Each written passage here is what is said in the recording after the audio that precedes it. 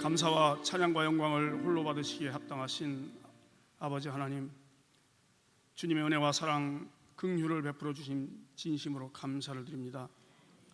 마음이 상한 자를 고치시고 중심으로 통회하는 자를 구원하시는 주님, 저희들의 입술의 거짓과 마음의 추악함을 용서하여 주시옵고 화평케 하는 성령의 사람이 되게 하여 주시옵소서. 예배 가운데 임재하시는 하나님, 이 예배를 통해 하나님의 선하신 뜻을 알게 하옵소서. 긍휼이 풍성하신 주님, 이 시간 상하고 통회하는 심령 위에 성령을 부어 주시옵소서. 지치고 메마른 저희들의 심령에 주의 구원의 즐거움을 회복시키시고 자원하는 마음을 허락하여 주시옵소서. 이 자리에 모인 주의 자녀들에게 성령의 은혜와 은사를 충만히 부어 주셔서 하나님의 사명 잘 감당케 하시옵고 성령의 능력으로 세상을 이길 수 있게 하시옵소서. 답답하고 힘든 우리의 삶이 주님의 말씀으로 회복되어 우리를 향하신 하나님의 뜻을 분별하게 하옵소서. 하나님의 자녀들 거룩하고 성결하게 변화시키시는 주님, 특별히 변증학 집회 신앙의 확신에서 헌신으로라는 주제를 가지고 부흥 집회를 열게 하신 주님, 우리의 영안을 열어 진리를 깨닫게 하시고 이 집회를 위해 기도로 준비한 우리에게 은혜를 부어 주셔서 세상을 향한 부자가 되기보다 하나님의 말씀에 부요한 자가 되게 하여 주시옵소서. 진리를 따라 행하는 참된 제자가 되게 하시고 말씀에 순종하며 헌신하는 믿음의 자녀 되게 하여 주시옵소서. 이 시간 하나님의 말씀 증거하실 박명용 강사 목사님께 성령의 능력을 덧입혀 주셔서 복음의 나팔수가 되게 하시고 이 집회 기간 동안 건강한 몸과 평안한 마음을 주셔서 주님으로부터 받은 말씀과 은혜를 담대히 쏟아붓는 은혜를 허락하여 주시옵소서. 또 사역하시는 청주 서문교회 위에도 성령 충만함과 한없는 복을 내려주시며 말씀과 은혜가 충만한 교회, 사랑이 넘치는 교회 되게 하여 주시옵소서. 하나님께 귀한 찬양을 드리는 글로리아 성가대의 찬양을 기쁘게 받아주시며 저들의 삶 가운데 늘 하나님을 찬양하는 기쁨의 복을 누리게 하시옵소서. 감사합니다. 주님 사랑합니다. 이 모든 말씀 존귀하신 예수님의 이름으로 간절히 기도하옵나이다.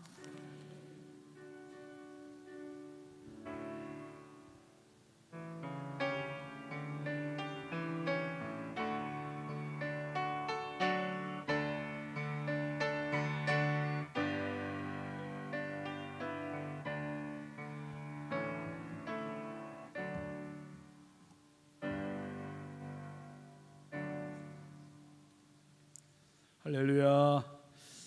저녁 식사 맛있게 하시고 오셨나요? 안 하시고 오셨군요. 우리 앞뒤 좌우 축복합시다. 사랑합니다. 잘 오셨습니다. 반갑습니다. 은혜 받읍시다. 광고한 대로 오늘부터 2박 3일 동안 변증학 축복 부흥회를 열게 되었습니다.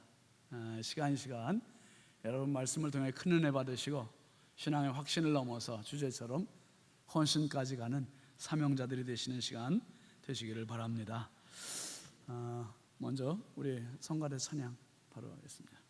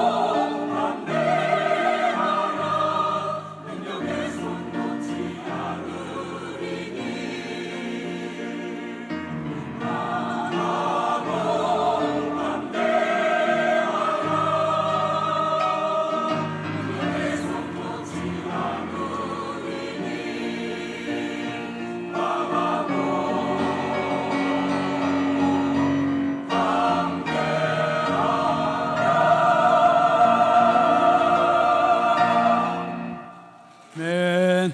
할렐루야. 귀한 찬양 감사합니다.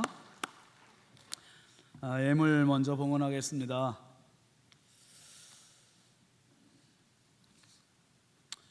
일천번째 익명으로 이승길 집사님, 조건호 장로님, 김필련 권사님 감사예물, 신건호 학생, 박혜빈 청년, 박은채, 박소율 학생, 이예수 권사님, 신다연 학생, 정영복 원로사모님, 김봉래 권사님, 오순방 집사님, 박상준 집사님, 윤정희 집사님, 박서연 집사님, 정승래 집사님, 김유미 집사님, 김진수 집사님, 강현옥 집사님, 최연시연, 정양규 목사님, 이광복 집사님, 기영순 권사님, 신회숙 권사님, 진금범 권사님, 김도현 권사님, 김영모 집사님, 조기복 권사님, 황의돈 집사님, 임민경 권사님, 이숙자 권사님, 김상열 장로님, 이희자 권사님, 김석환 집사님, 김종명 집사님, 이수은 권사님, 정윤택 집사님, 이정화 권사님, 김복연 전사님, 안승주 집사님, 김종숙 권사님, 최연 권사님, 박경자 권사님, 유석인 장로님, 이순복 권사님, 심한나 집사님, 정진용 집사님, 박순석 권사님,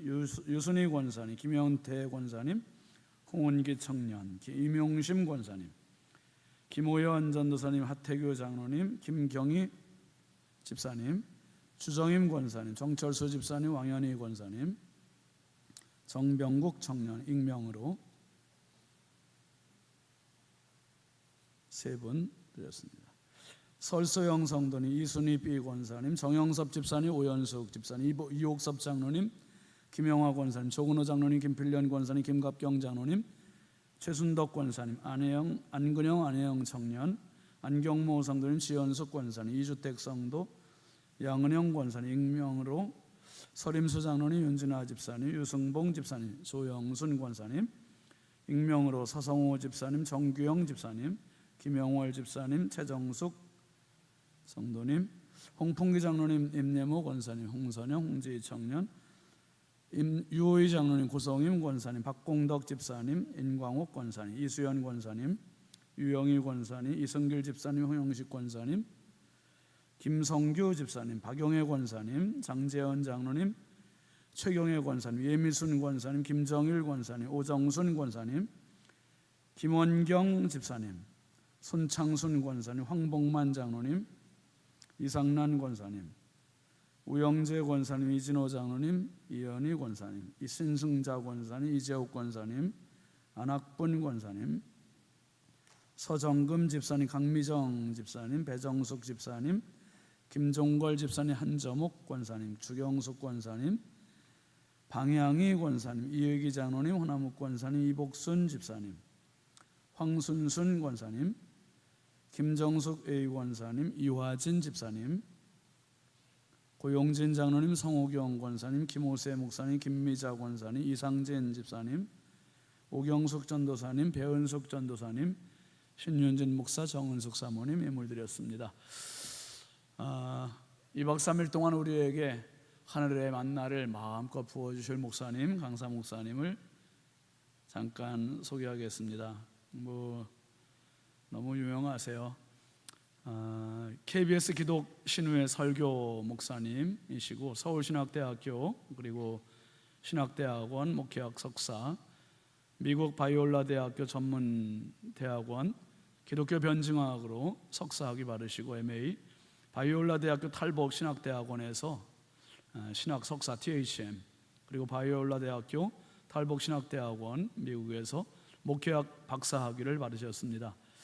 그리고 일반 경력으로는 미국 그레이스 미션 유니버시티 기독교 변증학 전임 교수로 역임하셨고, 서울신학대학원 기독교 변증학 강사를 역임하셨고, 국민일보에 박명룡 목사의 시편 칼럼 연재하셨고, 국민일보에 박명룡 목사의 기독교 안티에 답하다 칼럼 연재하셨고, 국민일보에 박명룡 목사의 생각하는 그리스도인 칼럼을 연재하셨습니다.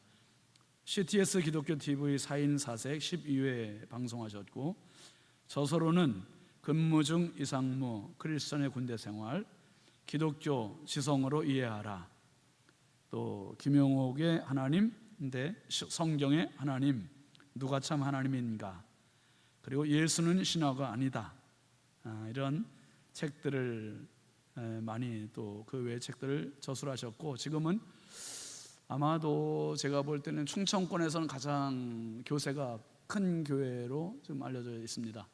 청주 서문교회 박명용 목사님, 이렇게 정말 바쁘신 목사님인데 우리에게 17번의 말씀을 전해주시기 위해서 이 먼 거리를 달려오셨습니다. 시간 주옥 같은 말씀을 주실 때 큰 은혜 받으시고, 오늘 말씀은 창세기 22장 1절부터 14절까지인데 이 말씀은 강사 목사님 나오셔서 설교 중에 읽어주시기로 하고, 오늘 말씀 제목은 함께 따라합시다. 하나님께 인정받는 신앙. 큰 은혜 받으시길 바라고, 강사 목사님 나오실 때 함성과 박수와 또 발구름으로 뜨겁게 환영하시기 바랍니다. 목사님 나오십니다.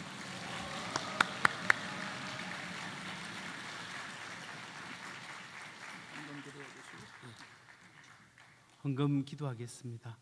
하나님 아버지, 은혜를 감사합니다. 오늘 귀한 믿음의 물질을 하나님 앞에 올려드리며 신앙을 고백하는 귀한 심령들이 있습니다. 감사 헌금 드리는 손길마다 축복하시고 하나님의 귀한 은혜를 베푸시고 쓸 것과 필요를 넉넉하게 채워 주옵소서. 감사드리며 예수님 이름으로 기도합니다. 아멘. 반갑습니다. 신성교회에 제가 처음 왔는데요, 보니까 교회가 너무 환하고 우리 성도님들의 얼굴도 환해서 너무 좋습니다. 은혜가 충만한 교회인 줄 믿습니다. 오늘 처음 왔는데 이 교회 예배당하고 저희 교회하고 청주 서문교회하고 비슷한 게 있어요. 뭐냐면 의자 색깔이 똑같아요. 의자 색깔이 똑같은데 교회가 환하죠. 저희 교회도 의자 받고 난 다음에 교회가 환해졌거든요. 굉장히 색깔이 제가 좋아하는 색깔인데 어떻게 이 색깔을 알고 바꾸셨는지 모르겠네. 그래서 참 교회가 참 너무 좋고 이렇게 예배당이 참 좋을 뿐만 아니라 우리 성도님들의 얼굴이 너무 좋아 보여서 정말 감사합니다.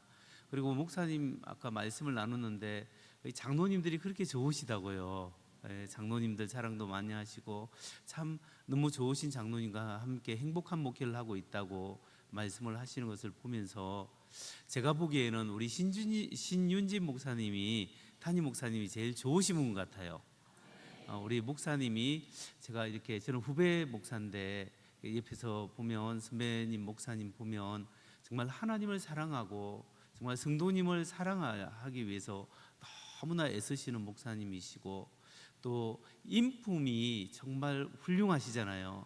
정말 인격적으로 하나님 사랑하고 성도님들을 위해서 헌신하고, 또 사모님과 함께, 사모님이 정말 훌륭하신 센스 있으시고 정말 상담 잘하시고 기도 많이 하시는 그런 귀한 사모님과 함께, 또 목사님과 함께 이렇게 예배를 드리고 신앙생활 할 수 있다는 것이 진짜 큰 복인 줄 믿으시기 바랍니다.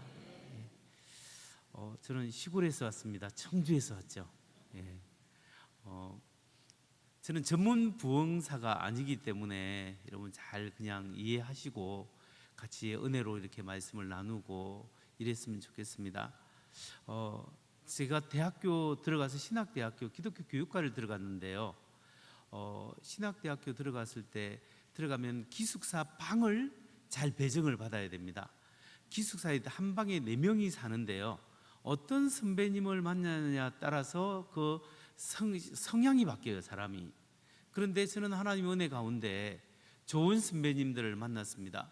좋은 선배님들을 만났는데 그 첫 번째 어떤 선배님이냐면, 한 대학 신학과 4학년 선배님은 독일에 유학 가기 위해서 신학을 공부하기 때문에 열심히 공부하는데, 이분은 저를 막내니까 데리고 다니면서 이 책이 좋다, 저 책이 좋다, 이걸 읽고 저걸 읽어라, 이제 책을 많이 소개해 주셨습니다. 그래서 너무 감사했고, 두 번째 선배님은 이제 선교사님으로 가기 위해서 헌신하신 분인데, 일반 대학 다니다가 서울신대로 이렇게 편입해서 이렇게 영어를 참 잘하시는 분인데, 이분은 이렇게 기도하고 말씀 보는 그런 모습에 대해서 저는 많은 도전을 받았습니다. 그래서 선교사님 가기 위해서 훌륭하게 훈련받는 분이었고, 한 분은 사회사업과 사회복지학과를 다니셨는데 이분은 잘 노세요. 노세 젊어서 노세. 그래서 좀 잘 노는 것을 이렇게 보면서 아, 저렇게 놀기도 해야 되는구나, 뭐 이렇게 다양한 모습을 제가 봤는데요. 그 중에 제가 이제 생활하면서 제일 큰 영향력을 받은 분이 선교사님으로 준비하시는 그 선배님입니다.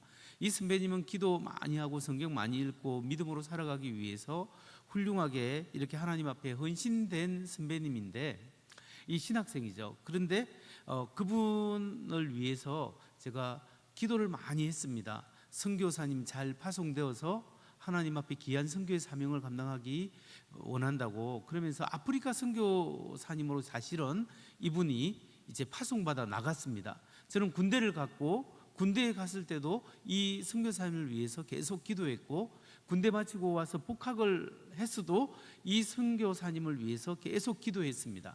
이분은 아내와 함께, 아내가 이하여대 이자대학교 음악과 나오신 분인데요, 함께 사모님과 함께 같이 아프리카 부족 선교로 이렇게 떠났거든요. 그래서 제가 수년 동안 이렇게 기도를 했는데 어느 날 제가 대학원을 갔는데 대학원에서 학교 수업을 마치고 잠시 오후에 학교 잔디밭 쪽으로 내려오는데 아니 갑자기 선교 나간 이 선배님이 이 잔디밭 쪽으로 올라오는 거예요. 그래서 딱 마주쳤어요. 선교사님 선배님 웬일이세요? 지금 내가 저 아프리카에 있는 줄 알고 열심히 기도했는데 하니까 이 선배님이 하는 말이 얼마 전에 한두 달 전에 기부를 했는데 그 이유가 뭐냐면 사모님이 뇌종양에 걸려가지고 이제 그쪽에서는 안 된다 해서 이렇게 수술을 받기 위해서 한국으로 들어와서 수술을 했다고 합니다. 그런데 지금 2주째 기억 상실증에 걸려가지고 회복이 안 되고 있다, 못 알아보고 있다라는 이제 그런 이야기를 해서 너무 자기가 답답해서 옛날에 서울신학대학교에서 기도탑에서 기도했던 그게 생각이 나가지고 기도하기 위해서 지금 올라오는 길에 저를 딱 만났다라는 거죠. 그래서 너무 반갑다고 서로 얼싸안고 그 이야기를 하면서 잔디밭에서 앉아서 서로 기도해주고 이제 그 소식을 듣고 이제 선배님을 올려 보내면서 제가 그 뒷모습을 보면서 생각한 게 있었습니다. 하나님 앞에 질문이 든 게 뭐냐면, 하나님, 저렇게 신실한 하나님의 사람이 왜 그 어려움을 당해야 합니까? 그렇게 하나님 앞에 헌신된 선교사님 사모님이고 선교사님인데 이렇게 하나님의 뇌종양이 걸려서 지금 수술해갖고 기억상실증 걸리고 이 어려움을 겪고 있는 것, 이걸 어떻게 이해해야 합니까? 이런 생각이 제 마음에 들었습니다. 제가 목회를 하다 보니까 종종 성도님들 중에서도 정말 기도하고 하나님 말씀대로 살아가기 위해서 몸부림치는데 잘 안 되는 분이 있어요. 집안이 일이 잘 안 풀리고 어려움을 당하시는 분이 있어요. 근데 어떤 사람은 좀 뺀질하다면 좀 그럴까, 그 신앙생활 잘하는 것 같은데 잘하지 않고 그냥 믿는 둥 마는 둥 하시는 분이 계시던데 일이 잘 돼요. 그래서 질문이 있어요. 하나님, 왜 이렇게 신실한 분은 그렇게 어려움을 당하고 왜 저 사람은 저렇게 잘 됩니까? 이런 생각이 많이 들었습니다. 여러분, 우리가 신앙생활 잘 하는데 도대체 이해가 되지 않는 어려움이 다가올 때 우리가 그걸 어떻게 이해해야 할까요? 정말 내가 극복할 수 없는 그 어려움들이 내 마음속, 우리의 삶 속에 다가올 때 우리가 그것을 어떻게 바라보고 어떻게 이해하고 신앙으로 이겨나가야 하겠습니까?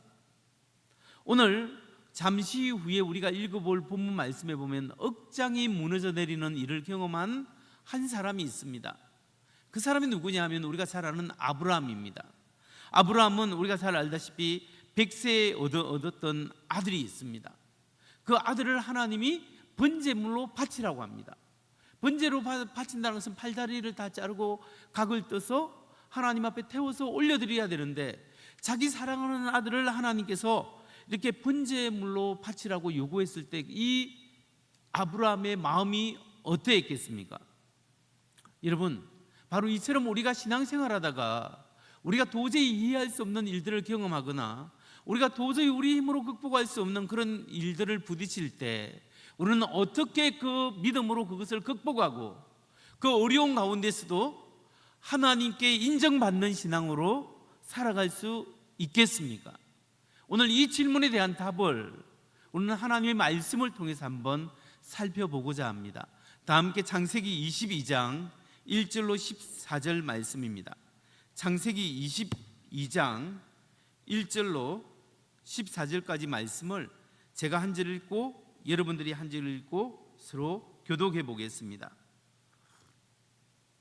그 일 후에 하나님이 아브라함을 시험하시려고 그를 부르시되 아브라함아 하시니 그가 이르되 내가 여기 있나이다. 내 아들 내 사랑하는 독자 이삭을 데리고 모리아 땅으로 가서 내가 네게 일러준 산 거기서 번제로 드리라. 아브라함이 아침에 일찍이 일어나 나귀의 안장을 지우고 두 종과 그의 아들 이삭을 데리고 번제에 쓸 나무를 쪼개어 가지고 떠나 하나님이 자기에게 일러주신 곳으로 가더니 제3일에 아브라함이 눈을 들어 그곳을 멀리 바라본지라. 이에 아브라함이 종들에게 이르되 너희는 나귀와 함께 여기서 기다리라. 내가 아이와 함께 저기 가서 예배하고 우리가 너희에게로 돌아오리라 하고 아브라함이 이에 번제나무를 가져다가 그의 아들 이삭에게 지우고 자기는 불과 칼을 손에 들고 두 사람이 동행하더니 이삭이 그 아버지 아브라함에게 말하여 이르되 내 아버지여 하니 그가 이르되 내 아들아 내가 여기 있노라. 이삭이 이르되 불과 나무는 있거니와 번제할 어린 양은 어디 있나이까? 아브라함이 이르되 내 아들아 번제할 어린 양은 하나님이 자기를 위하여 친히 준비하시리라 하고 두 사람이 함께 나아가서 하나님이 그에게 일러주신 곳에 이른지라.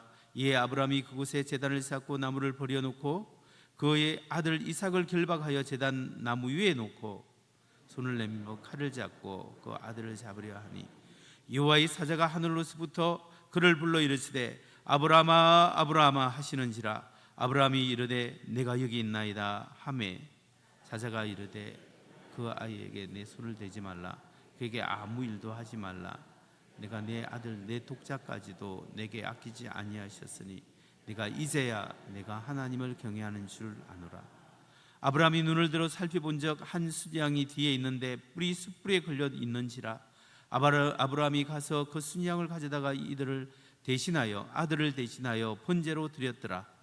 아브라함이 그 땅 이름을 여호와 이레라 하였으므로 오늘날까지 사람들을 여호와의 산에서 준비되리라 하더라. 아멘. 오늘 우리는 이 말씀을 통해서 우리가 이해하기 어려운 일을 당할 때 우리가 그걸 어떻게 믿음으로 잘 극복해야 할 것인가, 그리고 그 어려운 상황 속에서도 하나님께 인정받는 신앙은 과연 어떤 신앙인가, 여기에 대해서 살펴보고자 합니다. 오늘 본문에 보면 하나님이 이삭을 내게 바치라고 했습니다. 아브라함에게 있어서 이삭은 자기 생명보다 더 귀중한 존재입니다. 그런데 왜 하나님이 아브라함에게 이삭을 바치라고 했을까요? 하나님은 윤리적인 하나님인데 왜 이런 비윤리적인 말씀을 하셨겠습니까? 오늘 이 질문을 오늘날 쉽게 우리의 질문으로 대신해 보면, 왜 하나님께서 우리가 믿음으로 살아가는데 우리 성도들의 삶에 고난을 주고 아픔을 주고 어려움을 주시겠습니까? 왜 우리가 하나님을 잘 믿는데 너무나 감당하기 어려운 어려움들이 우리 생활 속에 찾아오게 될까요? 그 이유는 첫 번째, 하나님은 때때로 믿음의 성도들이 자신의 가장 소중한 것들을 하나님 앞에 내려놓고 포기할 수 있는가, 이것을 시험하신다는 거죠. 때때로 하나님은 하나님의 사람들이 우리 삶 속에 하나님만이 나의 모든 것에 모든 것 되시는가를 확인하시고 축복하시기 위해서 하나님이 우리의 믿음을 시험하신다는 거죠. 하나님이 예비하신 축복을 받기 위해서는 우리의 믿음의 통이 하나님이 주실 만한, 하나님이 나의 삶의 모든 것에 모든 것 최우선순위가 되시는지 확인하시고자 하는 거죠. 하나님이 아브라함에게 있어서도 마찬가지였습니다. 아브라함에게 있어서 하나님이 모든 것에 모든 것 되시는가 확인하기 원하셨습니다. 왜냐하면 아브라함의 믿음의 조상으로 앞으로 수많은 사람들의 믿음의 조상이 되어야 되기 때문에 그 복을 받기 위해서는 그만한 믿음의 통이 있어야 되는 겁니다. 하나님께서 아브라함이 100세 때 낳은 아이를 내게 바치라 했는데 오늘 성경 말씀에 보면 왜 하나님이 이삭을 바치라고 말씀했을까요? 그 이유가 본문에 나와 있습니다. 22장 1절에 바로 나와 있는데 하나님이 아브라함을 시험하시려고, 아브라함의 믿음을 시험하시기 위해서 내 아들, 내 독자 이삭을 내게 바치라, 그렇게 말씀하셨습니다. 여러분, 이 시험이라는 것이 구약의 창세기 시험과 신약의 야고보서에 나오는 시험이 종류가 달라요. 주로 우리는 시험을 세 가지로 볼 수 있습니다. 하나는 예수 믿을 때 어려움 당하는 어려움으로서의 시험이 있고요. 또 하나는 우리가 사탄막이나 어떤 나의 욕심에 의해서 유혹을 당하는 유혹으로서의 시험이 있습니다. 그리고 세 번째 시험은 하나님이 우리를 축복하시기 위해서 우리의 믿음의 분량을 측정하시는 테스트로서의 시험이 있어요. 여러분, 신약의 야고보서 1장 12절을 보면 시험을 참는 자는 복이 있도다 라고 말씀을 하고 있죠. 시험을 참는 자는 복이 있도다 라고 할 때, 이때 시험은 어떤 시험일까요? 우리가 예수 믿는 것 때문에 어려움 당하는 시험이에요. 회사에서도 내가 예수님만 안 믿으면 그냥 그 사람한테 한바탕 뭐라고 해야 될 텐데 예수 믿는 것 때문에 내가 참지. 아내가 남편 구원받기 위해서 그렇게 수고하고 애쓰고 속을 끓이면서도 참고 살아가는 그 어려움, 예수 믿으면서 당하는 그 어려움이 있습니다. 또한 야고보서 1장 13절에 보면 사람이 시험 받을 때 내가 하나님께 시험 받는다 하지 말지니 하나님은 친히 아무도 시험하지 아니하시느니라. 이때 시험은 어떤 시험일까요? 유혹, 템테이션입니다. 이것은 내 욕심에 이끌려서 미혹되든지 사탄마귀가 우리를, 내 욕심을 덫에 놓아서 우리를 시험에 빠지도록 만들든지, 이런 유혹으로서의 시험이죠. 근데 이런 유혹과 테스트, 하나님이 우리 신앙을 측정하는 테스트는 전혀 다릅니다. 창세기에서 나오는 아브라함의 시험은 테스트입니다. 축복하기 위해서 믿음의 통을 확인해 보는 것이죠. 그 아브라함의 마음속에 있는 생각과 뜻을 하나님이 끄집어내시고 확인하시는 겁니다. 그러니까 하나님이 아브라함에게 예비한 축복을 주시기 위한 시험이었죠. 여러분, 사단이 주는 시험과 하나님이 주는 시험은 전혀 다른 것을 아시죠? 사단은 우리를 넘어지게 하고 병들게 하고 무너지게 하는 게 사단의 목적입니다. 근데 하나님이 주시는 시험은 우리를 더 강건하게 하고 우리를 축복하기 위해서 때로는 어려움도 우리에게 허락하실 때가 있다라는 사실입니다. 그런데 하나님의 시험에는 단 한 가지 문제만 출제됩니다. 어떤 문제가 출제될까요? 하나님이 주시는 시험에는 우리의 삶에 하나님이 정말 나의 삶의 최우선순위인가, 여기에 이것을 측정하는 시험이에요. 하나님께서 정말 삶 속에 예수님이 나의 삶의 주인인가? 여러분, 우리가 다 예수 믿는데 예수님을 나의 주님으로 고백하지 않습니까? 예수님을 나의 주님으로 고백할 때 예수님이 나의 삶의 정말 주인인가를 하나님이 묻고 계신다는 거죠. 여러분, 우리가 예수님을 믿는, 예수님의 십자가의 보혈을 믿고 예수님의 죽음과 부활을 믿는데 그 나를 위해 죽으신 예수님을 누구로 믿는 거예요? 주와 그리스도로 믿는 겁니다. 주와 그리스도로. 그리스도는 뭡니까? 크리스토스, 헬라어로 그리스도고 히브리어 말로 메시아입니다. 메사야. 메시아는 기름 부음 받은 뜻이죠. 근데 이 메시아를 다른 말로 하면 구세주라고 표현할 수 있죠. 그러니까 이 메시아 그리스도는 나의 죄를 대신해서 십자가에 죽으신 하나님의 아들, 나의 죄를 위해서 십자가에 죽으신 하나님의 아들로, 구원자로 우리가 믿습니다. 그리고 그 그리스도를 믿고 주님으로 믿어요. 주는 Lord인데 L-O-R-D, Lord는 주인 또는 하나님이란 뜻이에요. 하나님. 그러니까 우리는 예수님을 하나님과 나의 죄를 위해서 죽으신 십자가에 죽은 하나님의 아들로 믿는 거예요. 그러니까 우리가 예수님을 주와 그리스도로 할 때 주 예수 그리스도 할 때 주가 뭐예요? 원래 이 주는 구약에서 항상 주께서 말씀하시기를, 주님께서 말씀하시기를 해서 주는 하나님을 상징합니다. 말씀하시는 대명사예요. 그러니까 우리가 주는 하나님이라는 뜻이에요. 예수는 예수 이름이고 구원자라는 뜻이고, 그리스도는 메시아 구세주라는 뜻이죠. 주 예수 그리스도는 하나님 예수 구원자라는 뜻이잖아요. 그래서 우리가 예수님을 믿을 때 그냥 단순히 나를 위해, 나의 죄를 위해 십자가에 못 박으시고 사흘 만에 부활하셨습니다가 아니라 예수님을 누구로 믿느냐는 거죠. 예수를 나의 삶의 주인으로, 나의 하나님으로 내가 믿고 고백하는 거예요. 예수 믿기 전에는 내 중심의 주인이 나였습니다. 내 마음대로 살고 내 뜻대로 살았습니다. 근데 예수 믿는다는 것은 그것을 회개하고, 하나님 필요 없습니다, 내 마음대로 살겠습니다라는 것을 회개하고 주님 뜻대로 살겠습니다, 하나님을 뜻대로 살겠습니다, 주님 예수님을 나의 삶의 주인으로, 나의 하나님으로, 나의 모든 것으로 내가 고백합니다. 이게 예수 믿는 거예요. 오늘 여기에 예수 믿는 여러 성도 여러분, 우리가 예수님을 구주로 고백합니다. 그러면 누가 주인인가를 생각해 보십시오. 예수님이 부활하시고 살아계신 예수님이 나의 삶의 주인입니다. 이 고백이 여러분에게 있기를 주의 이름으로 축원합니다. 근데 이 고백이 구약에서도 하나님이 아브라함을 시험하실 때 하나님이 아브라함의 주인 되시고, 중요한 것 중에 가장 중요한 하나님이 주인 되시기를 원하셨거든요. 근데 이것이 신약에서도 똑같이 그렇게 돼요. 우리가 예수 믿을 때, 예수님을 고백할 때 나의 삶의 가장 귀중한 분으로 고백하기를 주님이 원하시고, 그렇게 해야 예수의 제자가 되고 예수 믿는 거예요. 누가복음 14장 26절에서 27절을 한번 볼까요?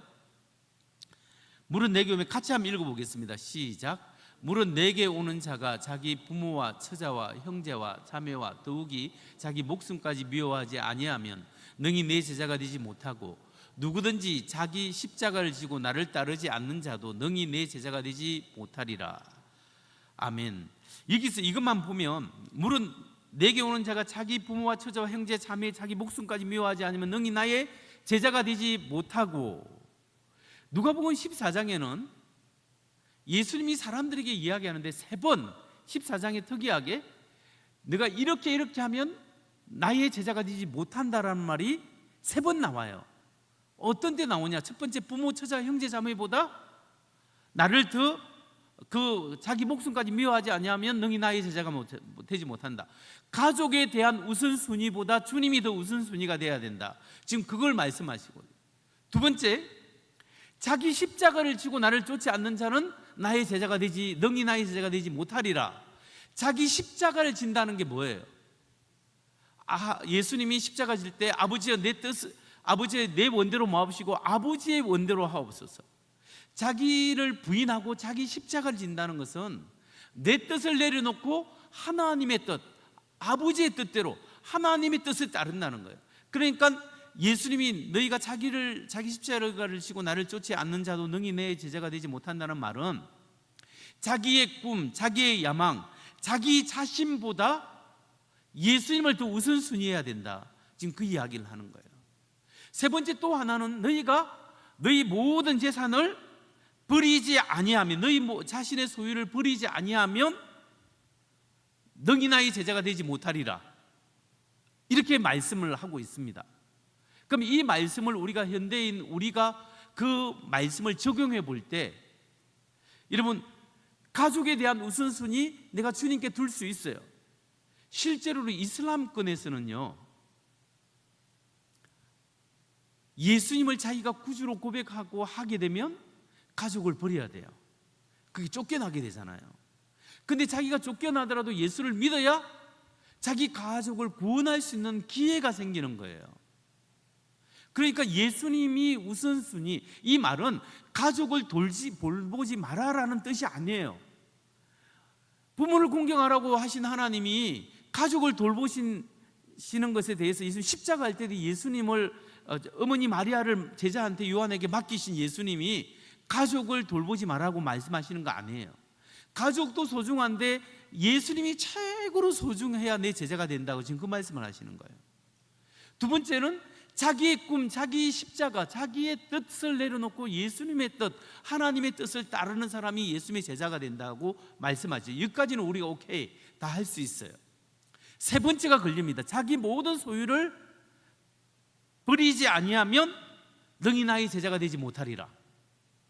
여러분, 예수 믿는데 여러분의 모든 재산을 다 버릴 수 있습니까?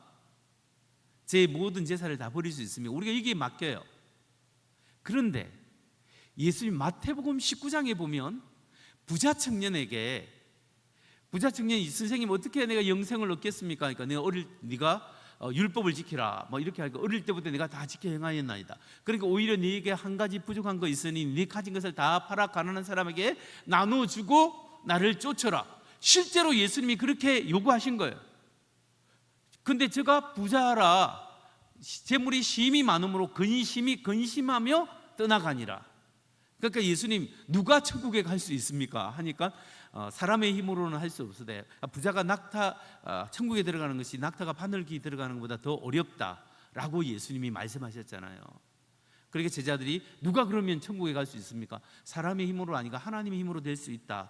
예수님 말씀하셨습니다. 근데 여기서 포인트는 뭐냐면 예수님이 실제로 부자 청년에게 자기의 모든 재산을 팔아서 주고 나를 쫓으라고 한 거예요. 그런데 성경을 또 요한복음으로 보면 요한복음 3장에 보면 니고데모가 유대인의 간원이고 제가 부자예요. 돈이 있고 명예가 있는 사람이에요. 유대인의 선생님이에요. 근데 돈과 명예가 있는 이 니고데모가 젊은 예수님한테 오니까 낮에 오기가 좀 부끄러웠는가 봅니다. 밤에 살짝 예수님을 찾아왔어요. 그러면서 예수님한테 질문을 하는 거예요.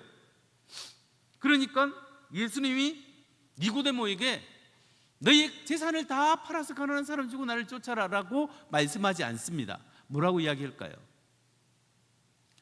니고데모야 네가 거듭나야 하리라. 니고데모에게는 또 거듭나야 된다고 하네요. 왜 그랬을까요? 니고데모는 지식인이에요. 자기가 생각과 자기가 아는 것이 예수 그리스도를 믿는 데 방해가 되는 거 아니에요. 자기의 지식이 우상이 돼 있을 수 있어요. 그런데 또 예수님이 그라사 귀신 들린 사람에게 군대 귀신을 쫓아내고 그 사람이 다 나은 후에 예수님이 배에 타니까 배에 같이 올랐잖아요. 예수님 내가 주님을 따르겠습니다. 그 말은 예수님이 제자가 되겠습니다라는 뜻이에요. 예수님을 따르려고 했는데 예수님이 그라사 귀신 들렸던 사람에게 뭐라고 이야기할까요? 그래 가자, 나와 함께 가자 했습니까? 아니죠. 네 부모 처자에게 형제에게 가서 이 모든 것을 하나님이 너에게 행한 일을 전파하라. 가족에게 돌려보내는 거예요. 이상하죠? 예수님이 부자 청년에게는 모든 것을 팔아서 나를 쫓아라고, 니고데모에게는 그게 아니고 네가 거듭나야 된다고, 그라사 귀신 들린 사람에게는 가족에게 돌려보내라고 했습니다. 왜 그랬을까요?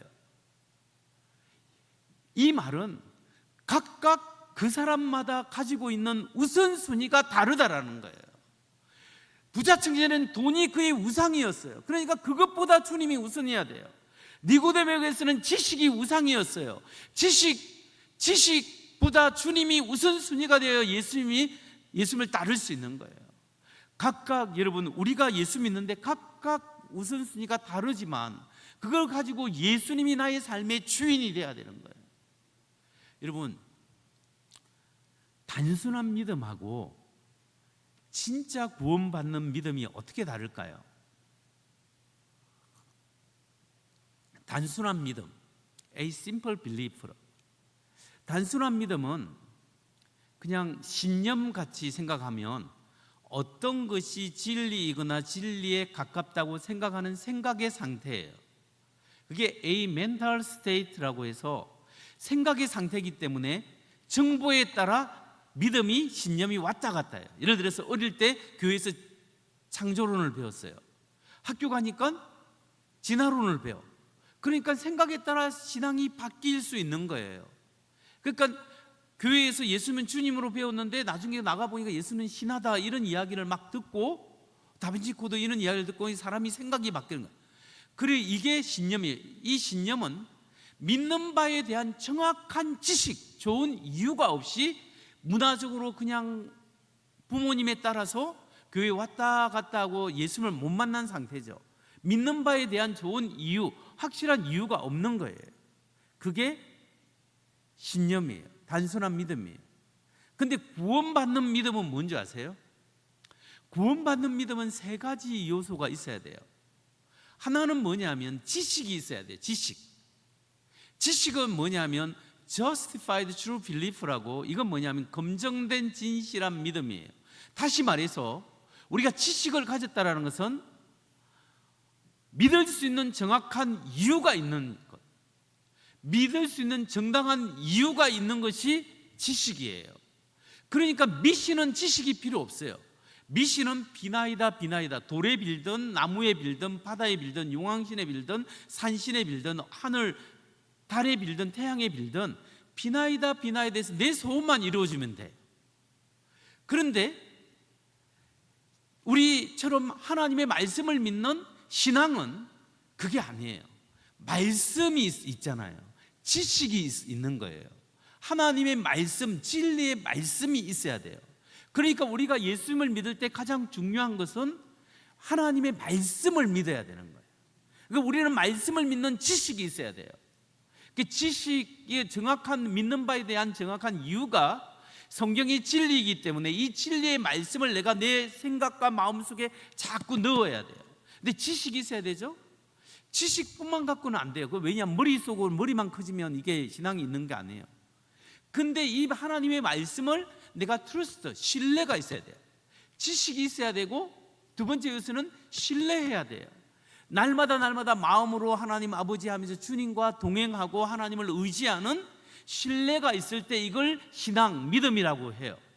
그런데 지식이 있고 신뢰가 있는 것, 이것만으로는 예수님을 믿는 구원받는 신앙이 성경을 그렇게 이야기하고 있지 않아요. 한 가지가 더 있어야 돼요.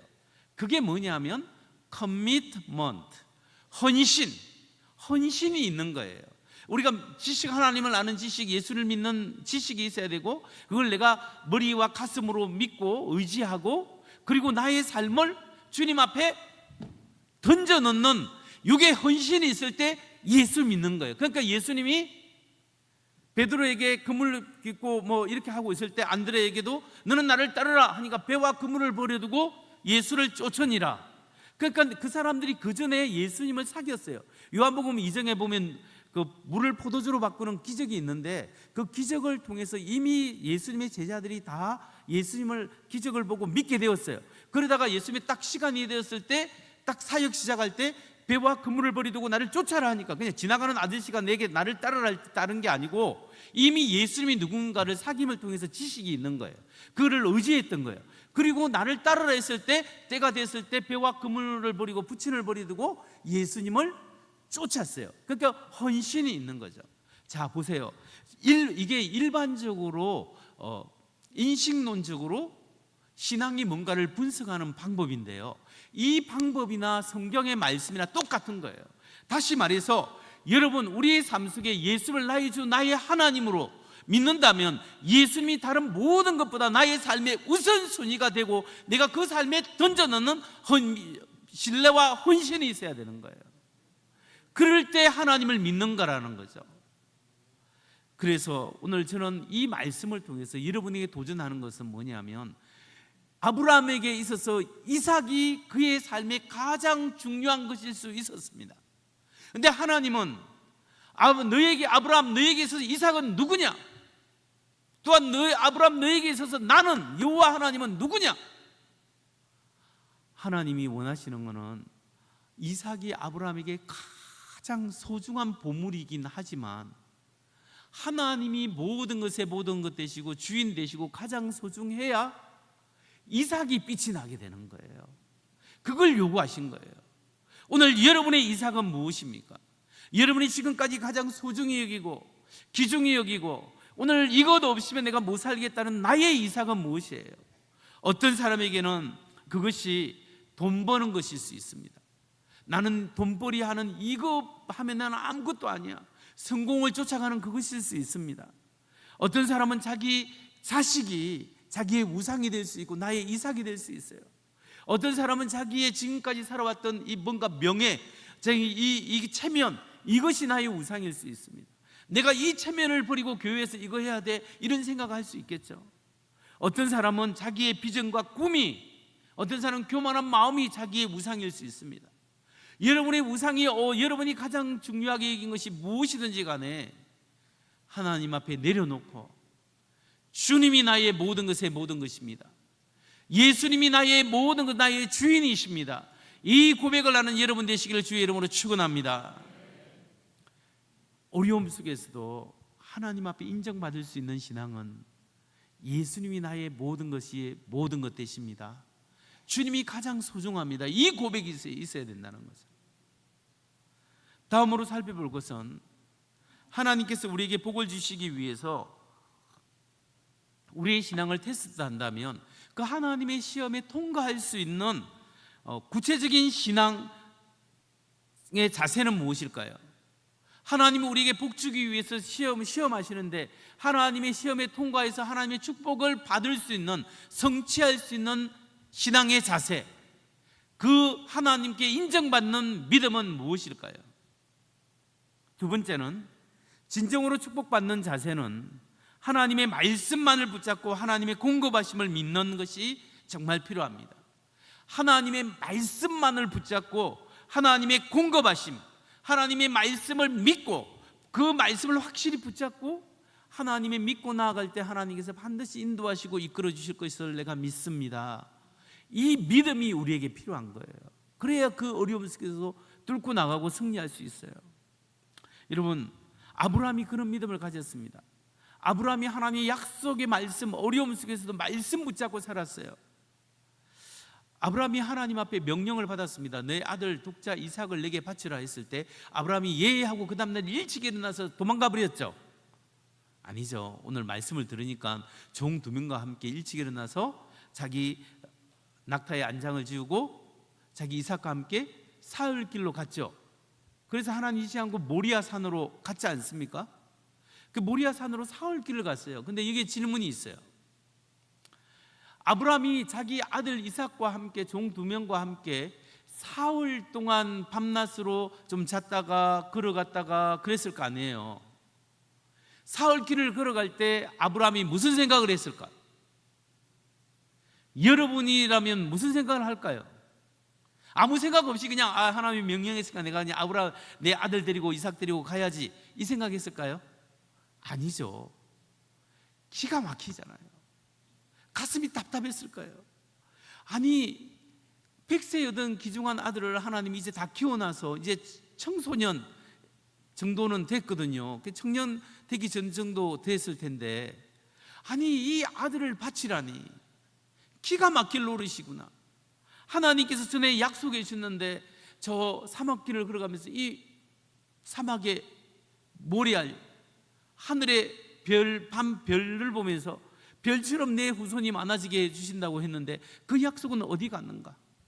참 기가 막히는구나. 하나님이 이렇게 할 수 있는가? 이런 마음 들지 않겠습니까?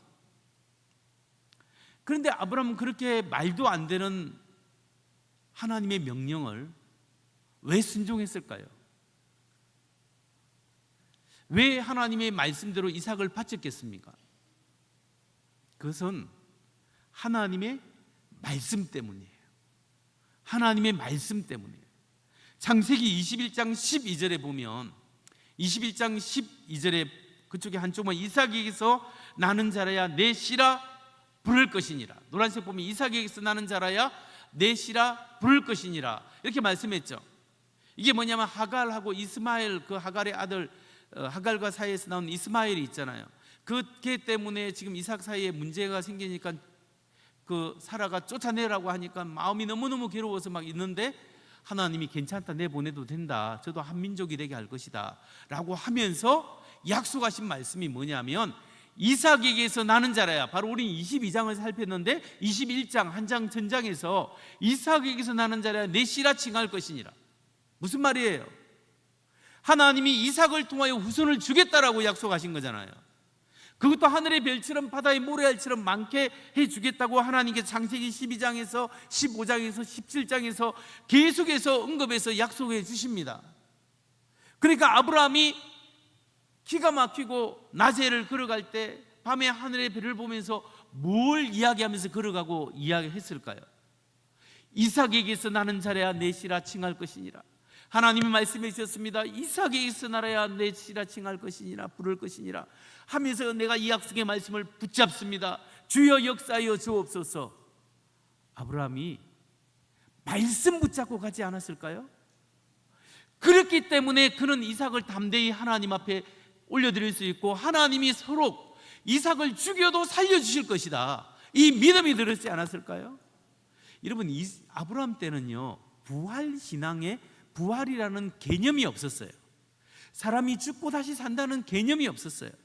그럼에도 불구하고 제가 보기에는 최초의 부활의 믿음을 가진 사람이 누구냐? 아브라함이다. 하나님이 죽여도 이 아들을 살려줄 거다, 네 그렇게 믿습니다 하고 그냥 믿음으로 나아간 거예요. 그래서 이삭이 아브라함에게 불과 나무는 아버지 여기 있는데 번제할 어린 양은 어디 있나이까? 라고 질문하니까 하나님께서 준비하신다고 했잖아요. 바로 이 신앙을 히브리서 11장 19절은 이렇게 이야기합니다. 그가 하나님이 너희 이삭을 죽은 자 가운데서 다시 살리실 줄로 생각한지라 비유컨대 그를 죽은 자 가운데서 도로 받은 것이니라. 히브리서에서 아브라함의 신앙을 바로 이런 부활 신앙으로 이렇게 표현하고 있지 않습니까? 여러분, 여기에 있는 아브라함의 신앙의 근본이 뭘까요? 말씀을 붙잡는 신앙이에요. 하나님의 말씀을 붙잡는 신앙이에요. 그러니까 우리가 어려운 가운데, 도저히 이해하기 어려운 가운데 있을지라도 하나님의 말씀을 붙잡는 거예요. 여러분, 지금까지 예수 믿으면서 여러 가지 죽을 고비 넘기고 어려움이 있었잖아요. 그런데 그때 여러분이 붙잡았던 그 말씀이 있잖아요. 그 말씀을 어려울 때마다 되새겨야 하는 거예요. 하나님, 내가 너와 함께 하겠다, 나의 오른손으로 너를 붙들리라, 너를 도와주리라, 하나님의 약속의 말씀을 붙잡는 거예요. 어떤 사람은요, 정말 죽을 건 했는데 하나님이 기가 막히게 살려주셨잖아요. 그 사건을 기억하세요. 하나님, 그때도 죽을 것 같았는데 하나님이 살려주신 하나님, 이번에도 인도할 줄 믿습니다. 과거에도 역사하신 하나님, 내일도 오늘도 역사하시고 내일도 역사할 줄 믿습니다. 이 믿음으로 살아가고 말씀 붙잡고 살아갈 때 하나님의 도우심이 있다는 거예요. 실제로요, 이렇게 말씀을 붙잡는 사람에게는 하나님의 도우심과 공급함이 있어요. 여러분, 하나님께서 친히 준비해 주시는 게 있어요. 놀라운, 오늘 본문을 우리 여러분 집에 가서 묵상해 보면 놀라운 은혜를 받을 수 있어요. 어떤 걸냐면, 여러분 13절에 보면 아브라함이 이삭을 죽이려고 했습니다. 아브라함이 이삭을 딱 제 번제단에 올려놓고 묶어놓고 아들을 칼로 이야 하려고 하는데 하나님의 천사가 멈춰라, 아브라함아 멈춰라, 손을 대지 말라고 했잖아요. 아브라함이 멈췄습니다. 이제야 네가 나를 사랑하는 줄 내가 알았다. 하나님의 신앙을 확인하셨죠. 그리고 난 다음에 하나님이 뭐라고 했습니까? 뒤에 양이 숯불에 걸려서 있는 걸 아브라함이 봤죠. 그래서 아브라함이 숫양을 가지고 이삭 대신에 번제로 하나님 앞에 올려드렸죠. 여기서 질문이 있어요. 어떤 질문이 있냐면, 이 숫양이 언제부터 여기 있었을까? 아브라함이 이야 하고 이삭을 잡으려고 하는 순간 뿅 하고 나타났을까요? 아니죠. 그렇진 않았을 거 아니에요.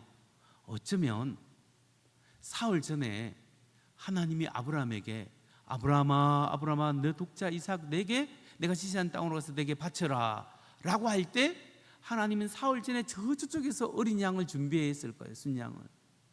아브라함이 이삭에게서 나는 자라야 내 씨라 칭할 것이니라. 하나님 말씀을 붙잡고 나아갑니다. 주여 죽어도 살리실 하나님 믿습니다 하고 고통 가운데 걸어가고 있을 때, 모리아산을 걸어가고 있을 때 숫양은 어쩌면 저쪽에서 반대편에 걸어오고 있을 거예요. 어쩌면 모리아산으로 올라가기 전에 숫양은 산 중통으로 올라가고 있었을 거예요. 아브라함이 모리아산에 올라갔을 때 이미 숫양은 그게 걸려 있었을 거예요. 이게 뭐예요? 우리는 정말 하나님 앞에 고민하면서, 하나님 왜 나에게 이런 어려움을 주십니까? 왜 하나님 기도하는 나에게, 우리 가정에, 우리 부모님에게 이런 어려움을 주십니까? 고민하고 믿음으로 나아갈 때 하나님의 보이지 않는 손은 한편의 산 저쪽에서는 하나님의 역사가 일어나고 있다는 거예요. 내 믿음을 통하여 하나님께서는 준비하시고, 하나님 나보다 더 먼저 준비하시고, 내가 순종하기 전에 하나님 먼저 하시고, 먼저 준비하시고, 먼저 예비하시고, 먼저 축복하신다는 거예요. 여러분, 우리 하나님이 그런 하나님이에요. 여러분, 저는 제 짧은 목회 가운데 그런 것을 많이 경험했습니다. 제가 하나님 앞에 순종하고 나아갈 때마다 하나님이 하나씩 하나씩 예비하시고 축복하시는 은혜를 경험했습니다. 저 미국에서 15년 살면서 10년 가까이를 공부를 했습니다. 10년 동안 또 담임 목회를 했는데요, 제가 미국 가서 한국에서 석사학위 마치고 미국에서 석사 2개를 하고 목회학 박사 하나, 3개 학위 3개를 했어요. 보통 이 정도 하려면 아파트 한 채 값은 다 날라가야 돼요. 근데 저는 한국에서 돈 안 받고 제가 미국 가서 혼자서 공부를 학위를 끝냈거든요. 우리는 5남매인데 아버지가 제 초등학교 4학년 때 돌아가셨어요. 병으로 돌아가셨고, 그것도 한 10년 가까이를 앓다가 돌아가셨기 때문에 집에 시골에 그냥, 옛날에는 시골에서 여성 어머니 혼자서 5남매를 키우고 먹인다는 건 너무 힘든 거예요. 그러니까 우리 어머니가 막 일을 하셨죠. 막 노동 같은 거를. 근데 그렇기 때문에 저는 이제 교육대학원 교대를 가서 대학교를 가서 교대를 가서 선생님 하는 게 꿈이었는데, 하나님이 고등학교 1학년 때 또 신학대학 가는 그런 꿈을 주셔가지고 저는 처음부터 이제 그쪽으로 방향을 정했는데, 그러다 보니까 제가 특별히 학교 다닐 때 이 노가다를 했습니다. 방학 때마다 노가다 해가지고 등록금 벌고, 군대 갔다 와서는 매 격주로 한 달에 2번씩은 항상 군복을 입고 서울신대 밑에 삼거리에 인력공사가 있어요. 인력공사에서 가서 그 당시 이제 5만 원 이제 일하면, 어려운 일하면 5만 원 받고 5천 원을 인력공사에 냅니다. 그리고 나머지가 목욕 좀 하고 2주를 사는 거죠. 2주를 밥하고 생활하고. 근데 저는 월요일 날 수업이 없었기 때문에 목욕탕에서 목욕을 하고 가방 딱 들고 오면 노가다 간 줄 우리 친구도 지금까지 아무도 몰라요. 그래서 저 혼자서 노가다 갔다 왔죠.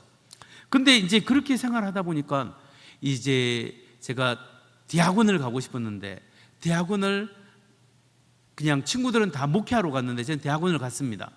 근데 대학원 갔는데 다행히 제 대학원 때는 교회에서 등록금을 대주고 또 장학금도 나오고, 이렇게 해서 제가 그냥 대학원은 그냥 다닐 수 있었는데, 문제는 도서관에서 이렇게 이 정도 공부를 하고 있는데, 이 도서관에 한 10명 가운데 제가 공부하고 있는데 다 유학 준비생이에요. 저 빼고. 그래서 저는 유학을 아무나 가나 뭐 겨우 먹고 살고 전도사 생활 겨우 하고 있는데 꿈도 못 꿀 판인데, 하도 이 사람들이 유학 어떻고 토플 어떻고 하니까 듣고 있다가 저도 한번 토플 공부해볼까 해서 그냥 토플 공부 막 하고 시험 보고 성적이 좀 나왔길래, 그냥 그때 미국 바이올라 대학교에서 학교에 자기 대학교 설명회가 있었는데 이 학교를 가고 싶은 거예요. 그래서 막 기도하고 있는데 막 꿈이 막 생기기 시작해요. 근데 나는 못 갈 텐데 막 하다가 보니까 어떻게 해서 비자가 나오고 그 학교에서 허가서가 나와가지고 제가 가게 됐습니다. 가게 됐는데 2주 후에 가야 되는데 수중에 돈이 없는 거예요. 유학비가 없어요. 그걸 뭘 가겠습니까? 그래서 이제 교회를 2주인가 3주 전에 사임을 했는데 담임 목사님이, 저는 서울 역총교회라고 전사 생활을 했습니다.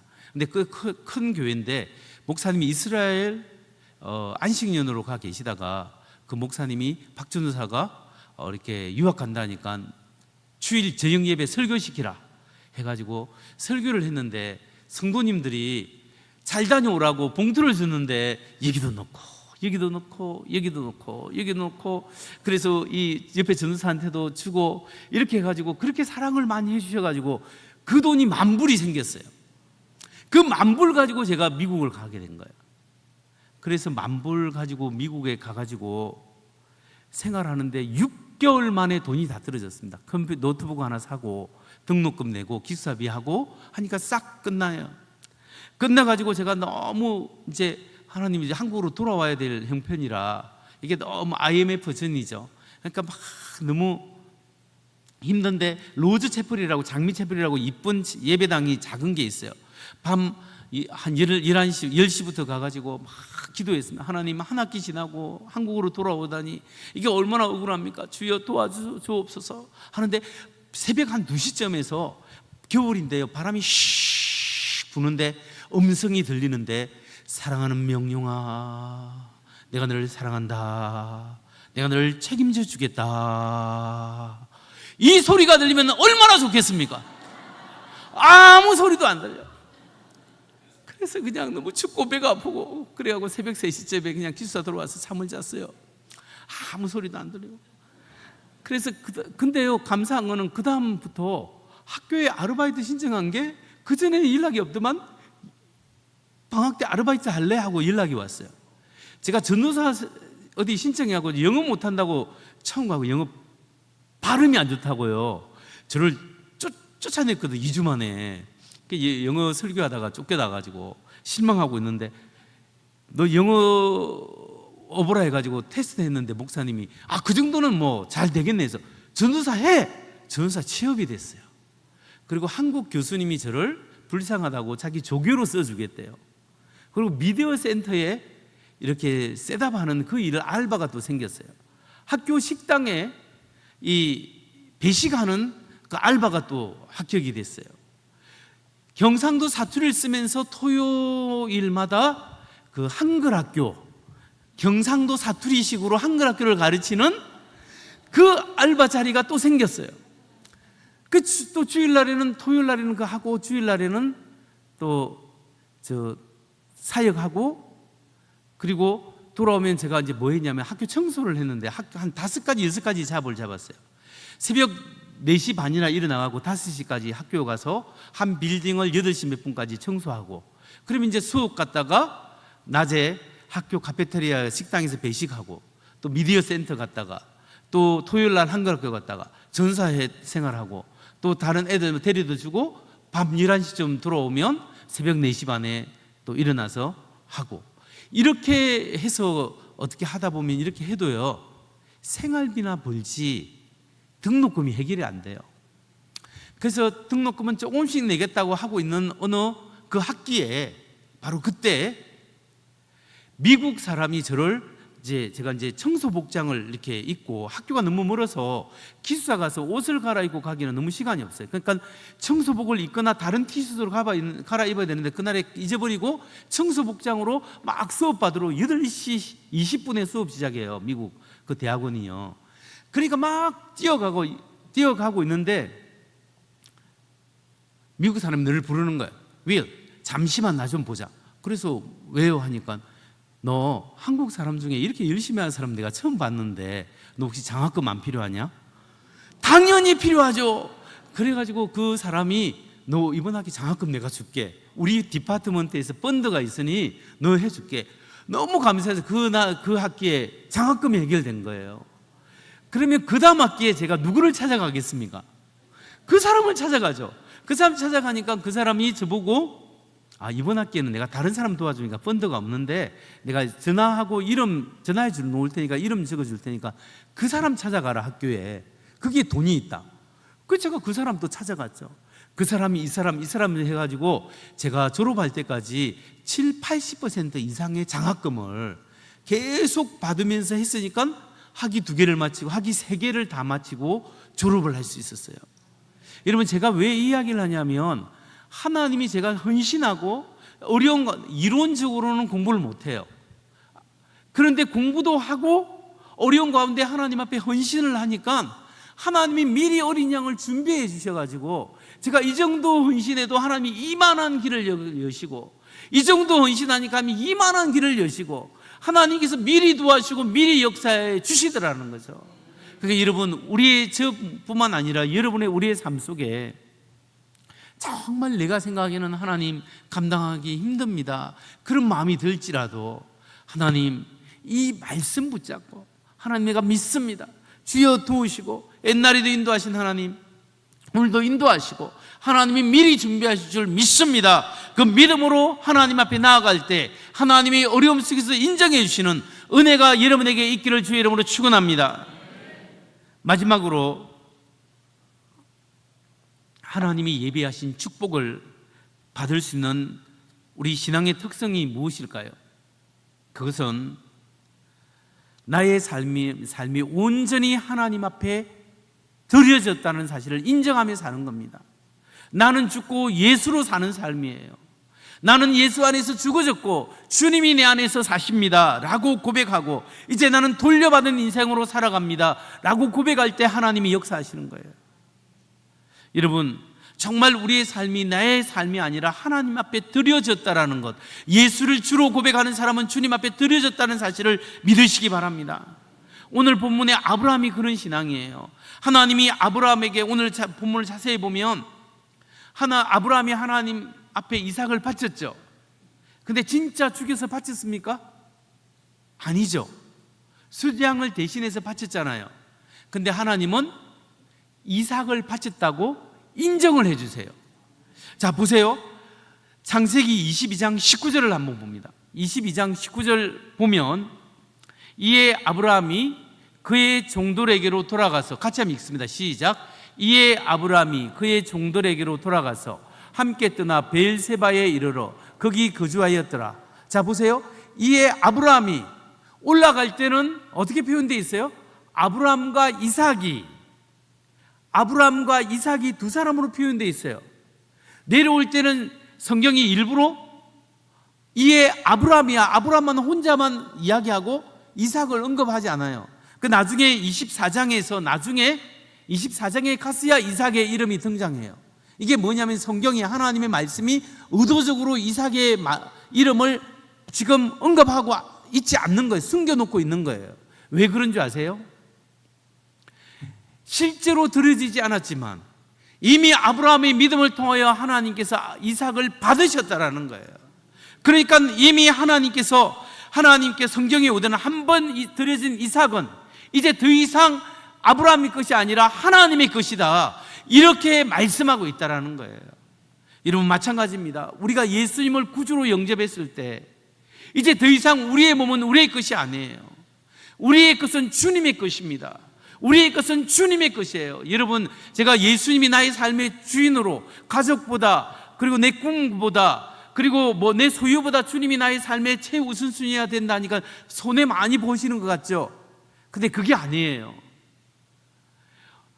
하나님이, 천지를 창조하신 하나님의 아들이 우리를 살리기 위해서 자신의 생명으로 우리의 생명을 살려주시는 거예요. 하나님이 하나님의 전부를 우리에게 드리신 거예요. 그 전부로 우리의 생명을 살리신 거예요. 우리가 전혀 손해볼 게 없어요. 하나님이 우리의 생명을 바쳐서 우리의 생명을 살리시는 거예요. 그렇기 때문에 여러분, 우리가 예수 믿을 때, 예수를 나의 삶의 주인으로 모셨을 때, 이때 우리가 고백해야 될 것이 뭐냐면 예수와 함께 나는 죽었습니다, 이 고백이 있어야 돼요.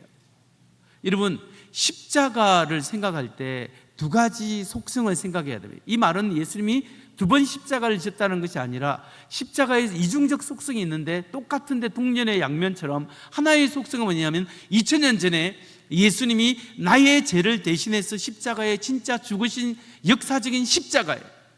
실제로 예수님께서 나의 죄를 대신해서 2000년 전에 십자가에 죽으셨습니다. 우리가 이 사실을 믿습니다. 그 믿음으로 우리 죄가 용서 받고 하나님의 자녀가 된 줄 믿습니다. 이 주님의 십자가가 있어요. 근데 또 하나의 십자가가 있습니다. 그건 뭔지 아세요? 나도 예수와 함께 십자가에 못 박혀 죽은 거예요. 무슨 말이냐면 2000년 전에 예수님께서 나의 죄를 위하여 십자가에 못 박힐 때 내 마음대로 살아가던 내 뜻대로 살아가는 나도 예수와 함께 십자가에 못 박혀 죽었다고 성경은 선언하는 거예요. 그러니까 여러분, 이제는 예수와 함께 우리가 죽고 예수와 함께 산 존재예요. 그러니까 2000년 전에 예수님이 죽을 때 나도 죽었습니다. 그래서 로마서 6장 6절에 우리가 알거니와 우리 옛사람이 예수와 함께 십자가에 못 박힌 것은 이라고 말씀하고 있습니다. 갈라디아서 5장 24절에 그리스도 예수의 사람은 그 육체와 함께 정과 욕심을 십자가에 못 박았느니라. 갈라디아서 2장 20절에 내가 그리스도와 함께 십자가에 못 박혔나니 그런 적 이전에 내가 산 것이 아니요 오직 그리스도께서 하신 것이라. 내가 그리스도와 함께 십자가에 못 박혀 죽었다고 성경은 선언하고 있습니다. 여러분, 예수님 믿을 때 이제는 나를 위하여 죽으신 예수님이, 그 예수님과 함께 내 마음대로 살아는 나의 자아, 내 뜻대로 살아는 나의 뜻은 예수와 함께 죽었다는 사실을 꼭 기억하시고 선언하시기 바랍니다. 제가 이 간증하고 마치려고 하는데요, 제가 예수와 함께 죽고 예수와 함께 살았다는 이 고백을 대학교 2학년 때 하나님께서 하게 하시더라고요. 제가 대학교 1학년 때 뜨거움으로 신앙생활하고 청년의 활동도 했는데 대학 2학년쯤 되니까 교회 활동을 하는데 제 마음대로 좀 안 해주고 하니까 짜증도 나고, 좀 예배 시간에 설교 듣고 찬양하고 집에 돌아가고 무슨 예배인가 뭐 이런 생각도 좀 들기도 하고 신앙이 메마를 때였습니다. 근데 서울신학대학교의 어떤 예배 시간이었는데요, 아프리카에 선교 나가신 108의 할아버지 선교사님이 이제 은퇴하는 길에, 미국으로 돌아가는 길에 한국에 들려서 서울신학대학 예배 시간에 채플에 예배에 설교를 했어요. 지금도 잊을 수 없는 것은 그 노 108의 할아버지가 옆에 통역사가 있는데 강력하게 외쳤습니다. 여러분은 예수와 함께 죽었습니까? 여러분은 여러분의 생애를 예수께 바쳤습니까? 라고 막 외치는데 그날따라 그 말씀이 제 가슴에 화살처럼 박히는 것 같아요. 막 여기 막 뭉클해지면서 나는 예수와 함께 죽었는가 라고 생각해 보니까 아직도 죽어지지 못한 나의 자아가 있는 것을 내가 발견하게 되는 것입니다. 주님 앞에 헌신했다면서도 예수와 함께 죽어지지 못한 나의 자아가 있으면 하나님 앞에 회개하고, 주님, 예수님이 십자가에 못 박혀 죽을 때 내가 하고 싶은 나는 주님과 함께 죽고 이제 예수님이 내 안에 사십니다. 이 고백을 하게 되니까 마음이 새로워지고, 이제 내가 이끄는 삶이 아니라 주께서 이끌어주는 삶으로 내가 살아갈 때 큰 힘이 되었습니다. 근데 하나님이 이걸 잊어버릴까 싶어서 제가 군대에 갔을 때 이걸 내 몸으로 체험하게 하시는 것. 나는 정말 죽고 예수와 함께 죽고 주님이 사신다는 것. 제가 군대에서 어떻게 체험했냐면요, 군대 들어갈 때 기도 제목이 3가지가 있었습니다. 하나는 체력 단련, 그때 몸이 비실비실해서 체력 단련 하게 해주시고, 두 번째는 군대는 영어 공부하는 데도 아닌데 왠지 제가 영어 공부 좀 하게 해주십시오. 두 번째, 세 번째는 복음 전도 많이 하게 해주세요. 3가지 기도 제목이 있었습니다. 그래서 준비 기간을 3개월 동안 열심히 기도하고 제가 군대 들어갔어요. 갔는데 하나님께서 기도 제목을 딱 들으시는데 한 가지만 허락하셨어요. 그게 뭐냐면 체력 단련. 저는 강원도 철원의 백골 부대에 들어가게 됐습니다. 백골 부대에 들어갔는데 거기는 충성 안 하고 백골 하잖아요. 근데 백골 부대에 딱 들어갔는데 제가 안 풀린 군번이에요. 무슨 말이냐면 중대에 한 120, 30명이 있는데 딱 들어가니까 중대 반수 이상이, 절반 이상이 이등병. 그 말은 무슨 말이냐면 제가 이등병 막내로 들어갔으니까 제가 병장을 달아도 군대 절반 이상이 병장이에요. 실제로. 그리고 저는 3개월 놔놓고, 제대 3개월 놓고 식기당번이라고 막 뛸 군번을 놨어요. 다 병장이라. 그 군대에 너무 안 풀린 군번인데, 이게 좀 안 좋은 게 뭐냐면요, 우리 부대는 한 40명씩 줄을 서가지고 아침에 한 40명씩 이제 막 겨울이라도 우통 벗고 막 뛰잖아요. 그럼 여기에 서리가 막 끼잖아요. 사나이로 태어나서 이렇게 안 불러요. 우리는 사나이 아우 태어나 싸우 할 일도 많다만 끝만 올려요. 근데 40명이 뛰면 뒤에 고참, 병장은 몇 명 없나, 한두 명 있는데 상병 좀 있고 막 일병 있는데 그 뒤에 있는 고참들은 입도 뻥긋 안 하는 사람이 있고, 그 다음 입만 뻥긋 하는 사람이 있고, 중고참은 그냥 사나이로 그냥 이렇게 부르고, 이등병들은 앞에서 죽으라고 소리를 궁계를 부르는데 갔다 와서 목이 안 쉰 사람 해보래요. 목 안 쉰 사람은 막 빠따 때리고 막 이 하이바를 그 헬멧에가 머리 때리고 그러거든요.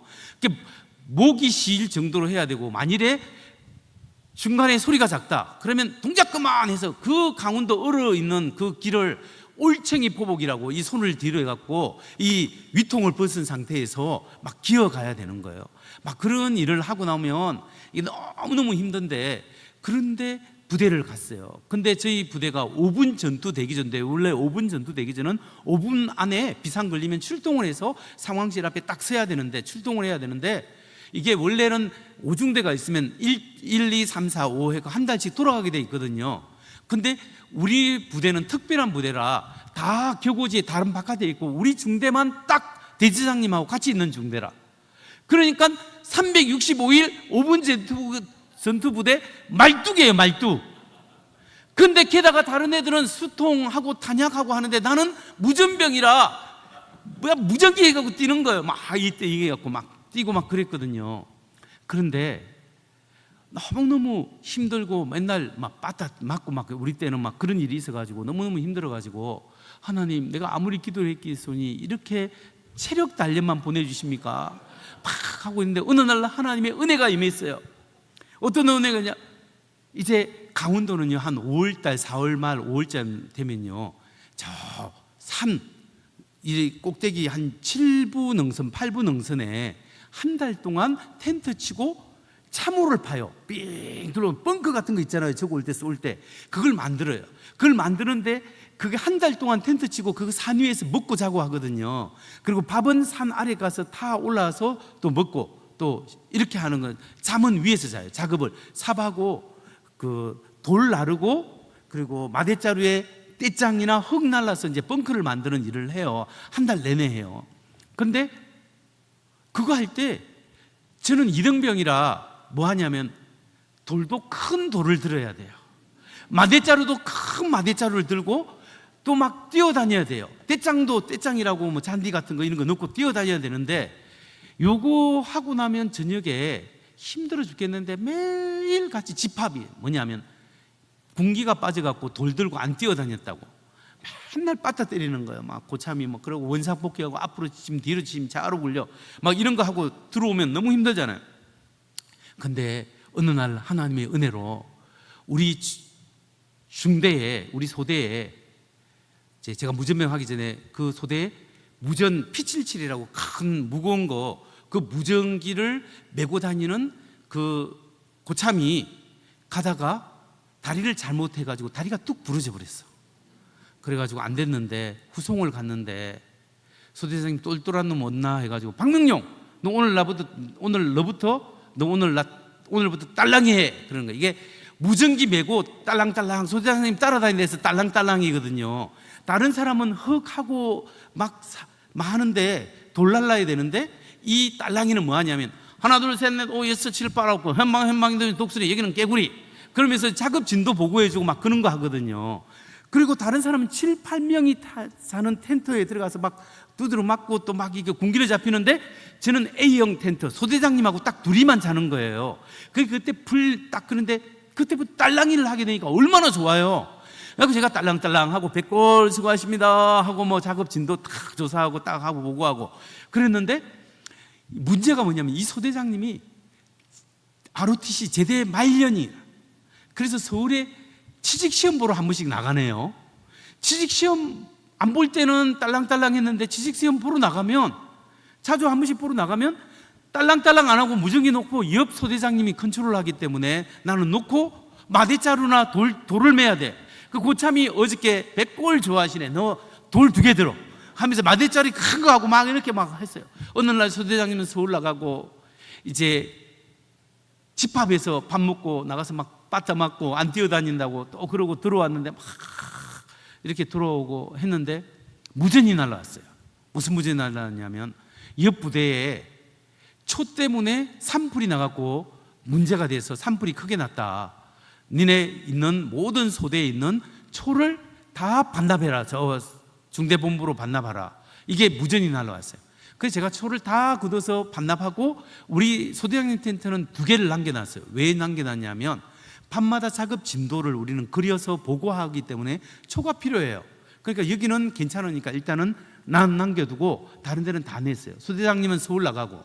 그래서 이게 이제 그러고 난 다음에 밤에 잠을 자려고 하는데 성경책을 이제 초를 켜놓고 화장지 가운데 초를 넣고 그다음에 성경을 보고 있는데 너무 눈물이 나는 거야.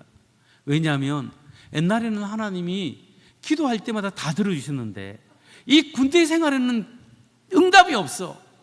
여러분, 제가 이래 봐도 MBC 방송국의 고3 졸업반에 출연한 사람이에요. 믿거나 말거나. 제가 졸업할 때요, MBC 방송국에서 제1회 장한 어머니 수기 공모전이 있었어요. 자기 어머니에 대해서 글을 써서 MBC 방송국에 내면 그 장한 어머니 공모전에 입상하면 상금을 주겠다. 근데 제가 대학 가려고 하는데 새벽 예배 갔다 왔는데 우리 어머니가 집에서 막 우는 거예요. 방 하나에. 그 울고 계시는데 왜 우는가 딱 들어보니까 기도하는데, 하나님, 우리 명령이 대학 가는데 등록금도 없고 어떻게 하면 좋겠습니까? 막 울고. 그때 제가 우리 집에 등록금이 없구나, 이걸 알았어요. 가난했지만 등록금 없다는 그때 알았어요. 그리고 난 다음에 새벽 예배 가서 등록금 주시옵소서 기도하는데, 갔다 왔는데 텔레비전을 보는데 제1회 장안 MBC 방송국 장안 어머니 수기 공모전이 있더라고.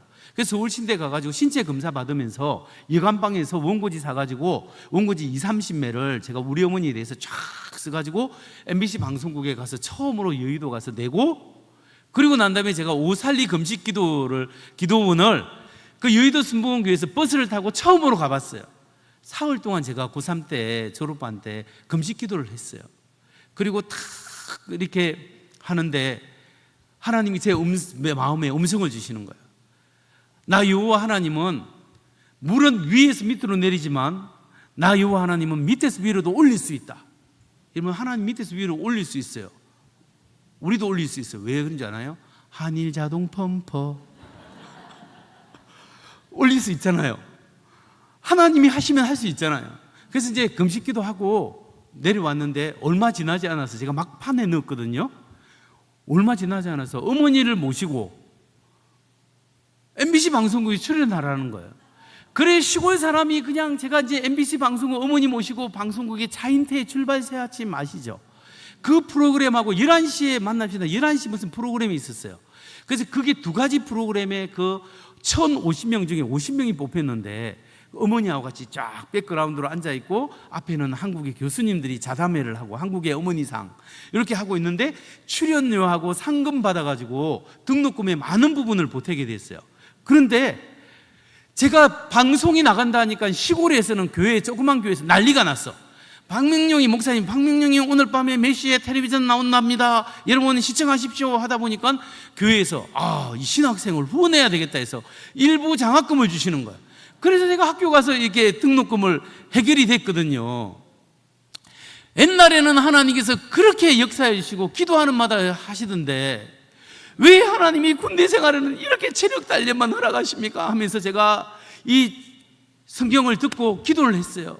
하나님, 내가 하나님이 살아계심을 믿습니다. 그리고 하나님이 지금 나를 사랑하신다는 건 믿습니다.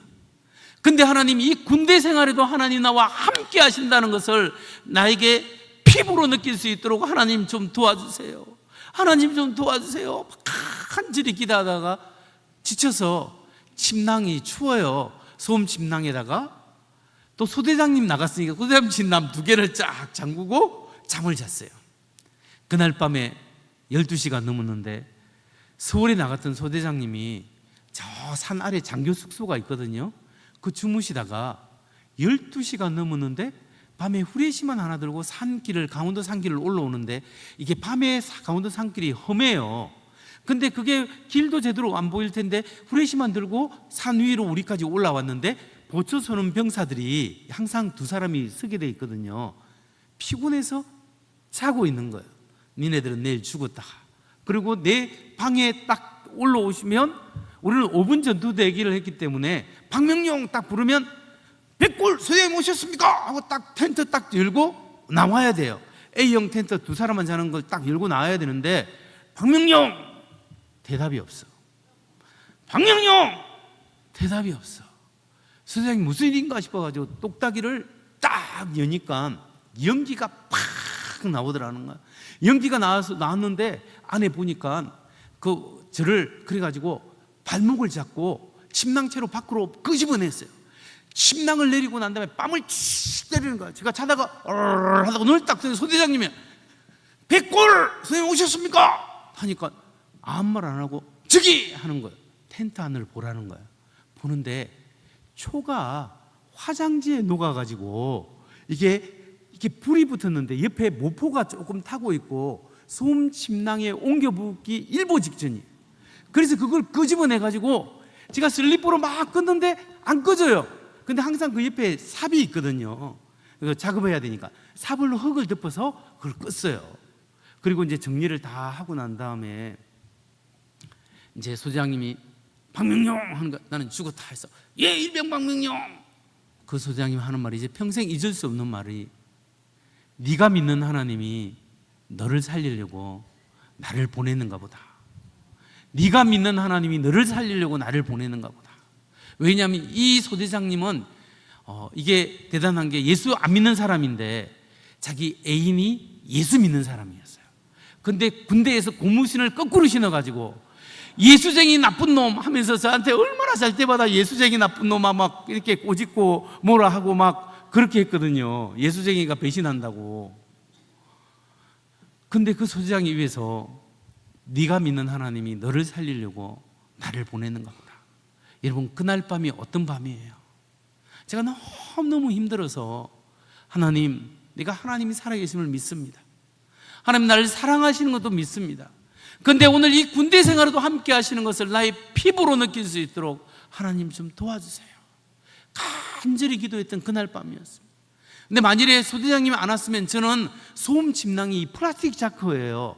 그리고 이게 연기에 질식된 상태에서 이게 안 내려가면 로스구이가 됩니다.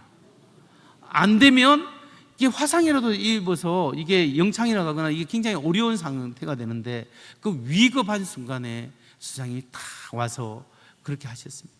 여러분, 제가 이걸 그날 밤에 정리하면서 자면서 바로 이 갈라디아서 2장 20절 말씀을 묵상하게 되었어요. 내가 그리스도와 함께 십자가에 못 박혔나니 그런 적 이제는 내가 산 것이 아니요 오직 그리스도께서 사신 것이라. 이제 내가 육체 가운데 사는 것은 나를 사랑하사 나를 위하여 자기 목숨을 버리신 하나님의 아들을 믿는 믿음 안에 사는 것이다. 여러분, 제가 제 간증을 했지만 여러분의 삶 속에 얼마나 죽을 고비를 많이 했습니까?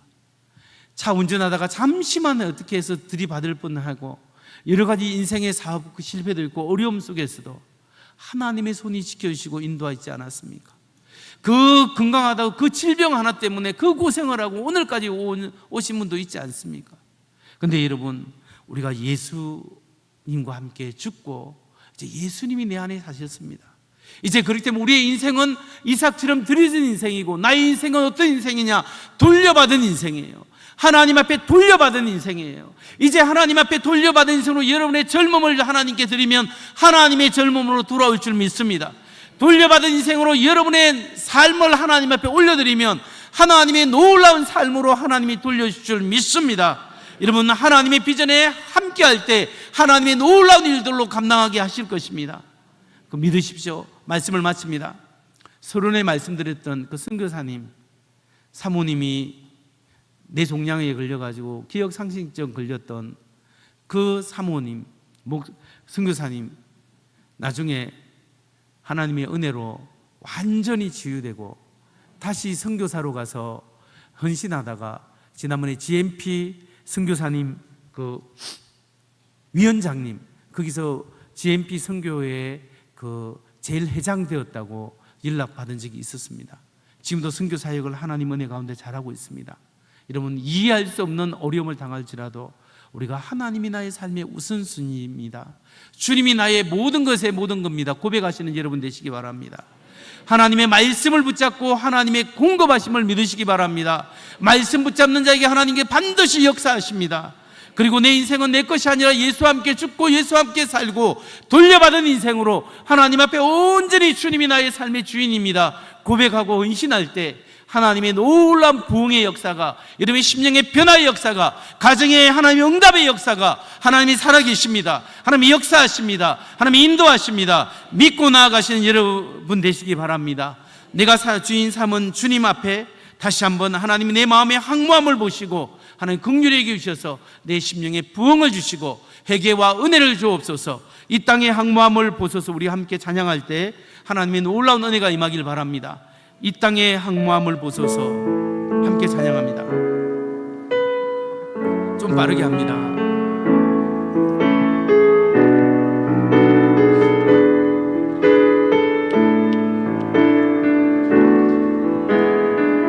이 땅의 황무함을 보소서. 하늘의 하나님, 하늘의 하나님, 긍휼을 베푸시는 주여, 우리의 죄악 용서하소서.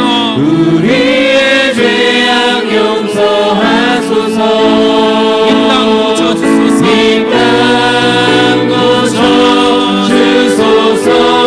이제 우리 모두 하나 되어 이제 우리 모두 하나 되어 이 땅에 무너진 기초를 다시 쌓을 때 우리의 우상들을 태우신 성령의 불 임하소서. 성령의 불 임하소서.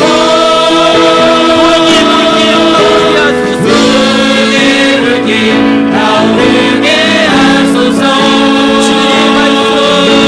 진리의 말씀 이 땅 새롭게 하소서. 은혜의 강물 흐르게 하소서. 은혜의 강물 흐르게 하소서. 성령의 바람 이제 불어와. 성령의 바람 이제 불어와. 오 주의 영광 가득한 새날 주소서. 아멘. 오 주님 나라 이 땅에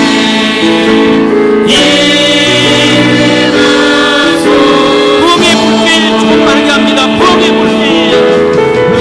은혜 불길 타오르게 하소서. 진리의 말씀 이 땅 새롭게 하소서. 은혜의 강물 흐르게 하소서. 성령의 바람. 성령의 바람 이제 불어와. 오 주의 영광 주여 이 시간 기도할 때 주여 이 시간 하나님의 영광 주님 나라 하나님 아버지 믿음없음을 불쌍히 하나님 아버지 이 시간 기도할 때 하나님이 이 땅의 항모함 이 마음의 항모함을 보시옵소서. 주여 긍휼을 베푸시옵소서. 나의 죄악 용서하시고 내 마음 고쳐주셔서 이 시간 다시 한번 예수님이 나의 삶의 모든 것의 모든 것 하나님이 나의 하나님의 모든 것을 우리에게 먼저 주셨습니다. 하나님 모든 것을 우리에게 주셨습니다. 주님 다시 한번 우리의 마음속에 교만함을 태워버리게 하시고 성령의 불을 다하여 주셔서 하나님의 성령의 바람이 넘쳐나게 하셔서 하나님 다시 한번 성령 체험하고 예수 믿는 신앙으로 승리할 수 있도록 주여 능력을 다하여 주옵소서. 회개하고 능력을 구하는 기도하겠습니다. 주여 세 번 부르고 기도합니다. 주여 주여 주여. 아버지 하나님 아버지 하나님 코리아라 살라 카리아라 살라 kum발라 스카라발라 카리아라 아버지 이 땅의 양맘을 주님 오늘의 하나님 우리에게 부시는 주여 우리의 죄악 나의 죄악을 용서하시고 이 마음 고쳐주옵소서. 주여 다시 한번 아버지 하나님 우승한 불쌍히 주시고 공의 불길을 주셔서 회개하게 하시고 회개하게 하시고 회개하게 하시고 돌이키게 하시고 하나님 나라 성령을 감사하여 주옵소서.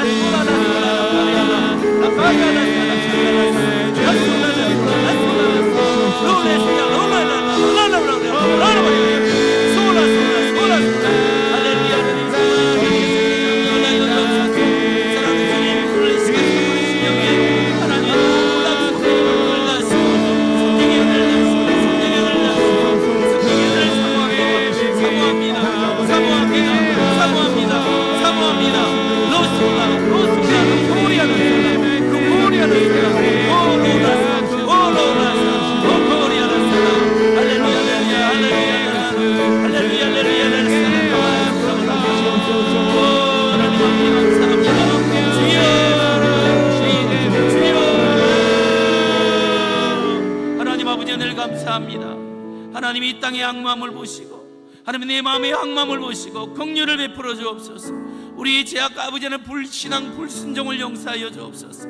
하나님을 믿지만 하나님을 우선순위로 삼지 못하고 아직도 내 마음대로 내 뜻대로 살았던 것을 용서하여 주옵소서. 하나님 아버지, 다시 한번 주님이 우리를 위하여 모든 것을 주셨는데 주님이 나의 모든 것 되게 하시고 주님 사랑하게 하시고 하나님 아버지 성령의 능력을 다하여 주옵소서.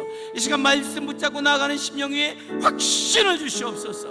그래 아버지, 내 인생이 내 것이 아니라 돌려받은 인생으로 하나님의 배 온전히 드려지게 하시고 하나님 우리의 삶 속에 하나님의 성령의 나타나심, 성령의 역사를 경험하게 하여 주옵소서. 그래 우리 하나님께 감사하고 찬양하고 찬양할 때 하나님께 영광 돌리게 하여 주옵소서. 오늘 이 아버지 하나님, 이 밤에 부족한 종이 하나님 말씀 청구했습니다. 하나님 각 10년마다 아버지 하나님 성령의 불씨를 다하여 주시고 하나님 다시 한번 내일 오늘부터 시작하는 이 집회 위에 놀라운 은혜를 부어 주시옵소서. 감사드리며 예수 그리스도 이름으로 축복하며 기도하옵나이다. 아멘.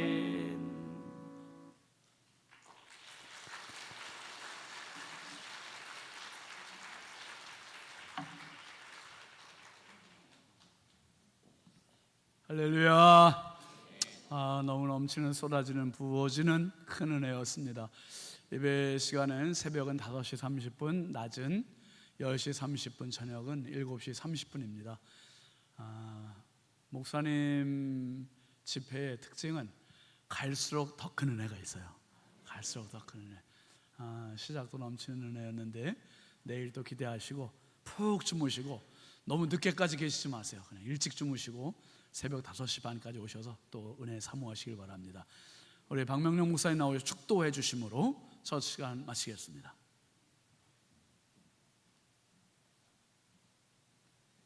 이제는 우리 주 예수 그리스도의 은혜와 하나님 아버지의 극진하신 사랑과 성령님의 감화감동 위로교통 충만케 하심이 오늘 이 자리에 참여한 우리 신성성결교회 성도님들 머리 위에, 자녀들 머리 위에 지금부터 영원히 함께하기를 간절히 축원하옵나이다.